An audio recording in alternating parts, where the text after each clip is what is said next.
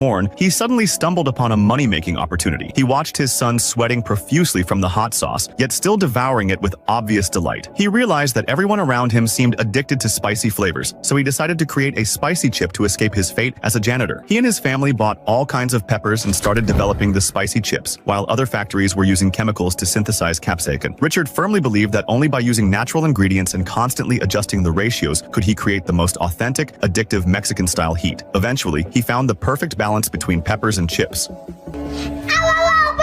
Burns good or burns bad?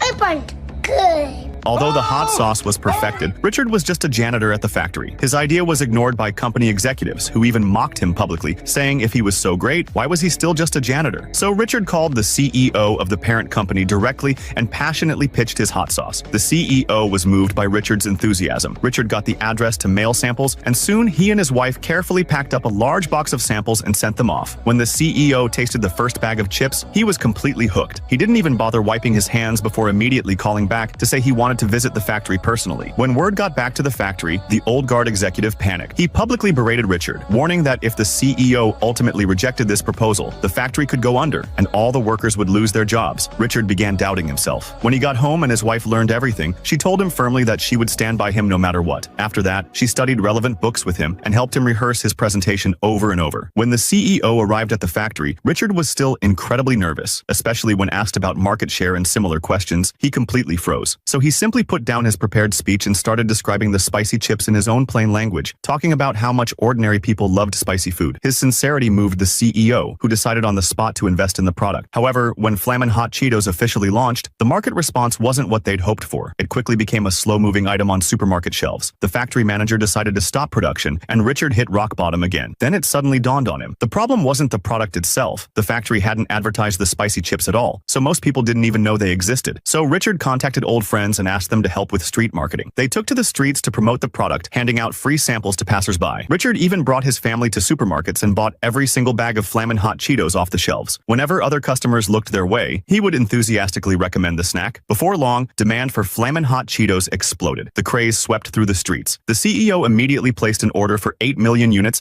and the struggling factory roared back to life. The machines ran around the clock at full capacity. 5 months later, the factory broke its sales records and returned to peak capacity. Yet Richard was still just a janitor. When he went upstairs to clean, he found the CEO waiting for him. Under Richard's gaze, the CEO personally hung his nameplate on an office door. He was officially promoted to marketing director. The entire company gave him a standing ovation, and Richard immediately shared the good news with his wife. Richard's journey from the bottom of society all the way to corporate executive perfectly illustrates that behind every successful man, there's a great woman